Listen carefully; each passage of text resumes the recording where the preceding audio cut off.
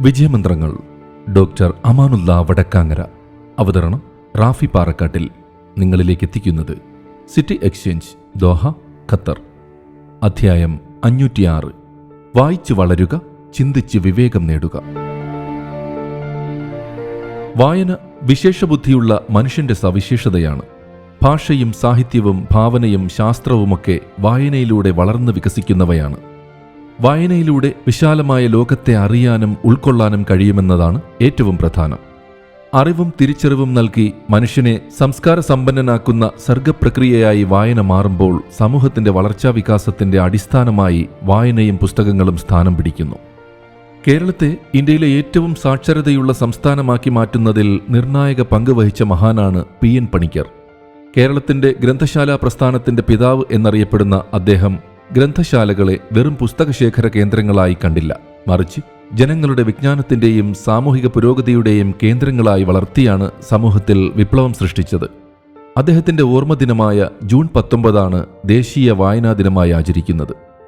1945 രൂപീകൃതമായ കേരള ഗ്രന്ഥശാല സംഘം കേരളത്തിൽ വായനാശീലം പ്രചരിപ്പിക്കുന്നതിലും വിജ്ഞാന വിപ്ലവം സൃഷ്ടിക്കുന്നതിലും വലിയ പങ്ക് വഹിച്ചു.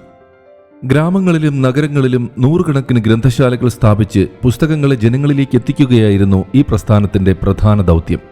വായനാ സംസ്കാരം വളർത്തിയും പുസ്തക വായന ജനകീയമാക്കിയും കേരളത്തിൽ ഗ്രന്ഥശാലാ പ്രസ്ഥാനം ഉണ്ടാക്കിയ മാറ്റങ്ങൾ വലുതായിരുന്നു. വിജ്ഞാന ജനാധിപത്യം സൃഷ്ടിച്ചു, വിദ്യാഭ്യാസം എല്ലാവർക്കും ലഭ്യമാക്കുന്ന സാഹചര്യമൊരുക്കി, സാമൂഹിക ഉണർവ് വളർത്തി, അന്ധവിശ്വാസങ്ങൾക്കും അജ്ഞതയ്ക്കുമെതിരെ ബോധവൽക്കരണം നടത്തി, സാക്ഷരതാ പ്രസ്ഥാനത്തിന് അടിത്തറയിട്ടു. പിന്നീട് കേരളം സമ്പൂർണ്ണ സാക്ഷരത നേടുന്നതിനുള്ള വഴിയൊരുക്കി. ചിന്തിക്കുന്ന സമൂഹത്തെ വാർത്തെടുത്തു. വായനയിലൂടെ വിവേകവും വിമർശനാത്മക ചിന്തയും വളർത്തി. സമൂഹത്തിന്റെ സാംസ്കാരികവും വൈജ്ഞാനികവുമായ ധാർമ്മിക മികവിനും നവീകരണത്തിനും ഉന്നമനത്തിനും വഴിയൊരുക്കിയ വായനാ സംസ്കാരം ഉദ്ഘോഷിക്കുന്ന വായനാ ദിനം ഒരു വ്യക്തിയുടെ ഓർമ്മദിനം മാത്രമല്ല, വായനയുടെ ശക്തിയെയും അറിവിന്റെ മഹത്വത്തെയും ഓർമ്മിപ്പിക്കുന്ന ദിനം കൂടിയാണ്. പുസ്തകങ്ങൾ മനുഷ്യനെ അറിവുള്ളവനാക്കും, വായന അവനെ ചിന്തിക്കുന്നവനാക്കും, ചിന്ത അവനെ വിവേകിയാക്കും. PN പണിക്കറും ഗ്രന്ഥശാലാ പ്രസ്ഥാനവും കേരളത്തിന് നൽകിയ ഏറ്റവും വലിയ സംഭാവന ഈ വിവേക സമൂഹത്തിന്റെ സൃഷ്ടിയാണ്. വായന അറിവിന്റെ വാതിലുകൾ തുറക്കുന്നു. പുസ്തകങ്ങളും അനുഭവക്കുറിപ്പുകളും ചരിത്രവും ശാസ്ത്രവും വായിക്കുമ്പോൾ നമ്മുടെ അറിവ് വികസിക്കുന്നു. എന്നാൽ വായിച്ച അറിവ് വെറുതെ ശേഖരിക്കുന്നത് കൊണ്ട് മാത്രം മതിയാകില്ല.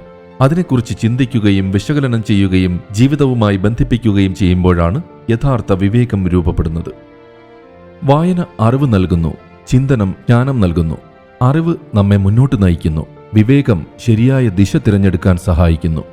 അറിവിനെ അനുഭവമായി ചേർക്കുക, ജീവിതത്തെ വിജയമാക്കി മാറ്റുക എന്നതാണ് ദേശീയ വായനാ ദിനം അടിവരയിടുന്ന സുപ്രധാനമായ ആശയം.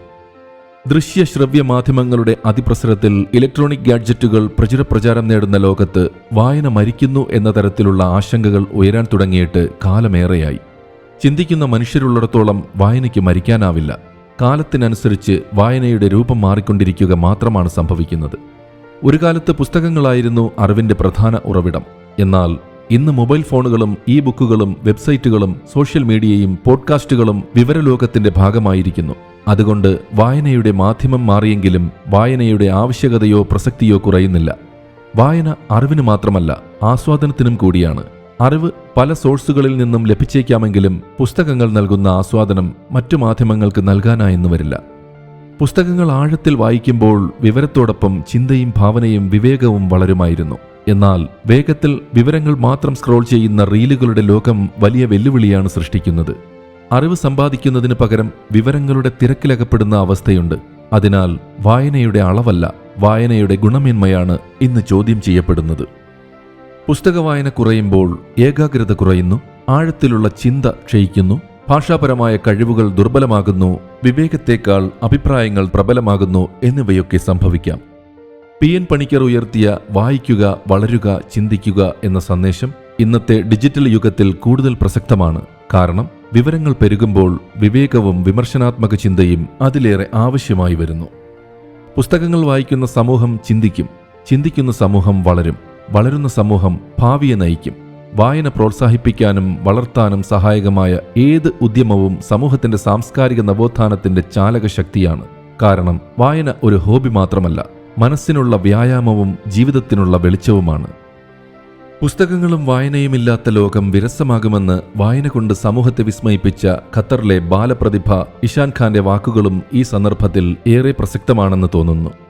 പുസ്തകങ്ങളും കഥകളും കവിതകളും മഹാന്മാരുടെ ജീവിതാനുഭവങ്ങളും ചിന്തകളും കണ്ടുപിടുത്തങ്ങളുമൊക്കെയാണ് ലോകത്തെ സക്രിയമാക്കുന്നതെന്നും പുസ്തകങ്ങളും വായനയുമില്ലാത്ത ലോകം വളരെ വിരസമാകുമെന്നുമാണ് 11 വയസ്സിനുള്ളിൽ വിവിധ ഭാഷകളിലുള്ള 1300ഓളം പുസ്തകങ്ങൾ വായിച്ച ഖത്തറിലെ സ്കോളേഴ്സ് ഇന്റർനാഷണൽ സ്കൂളിലെ 6ാം തരം വിദ്യാർത്ഥിയായ ഇഷാൻ ഖാൻ പറഞ്ഞുവെച്ചത്.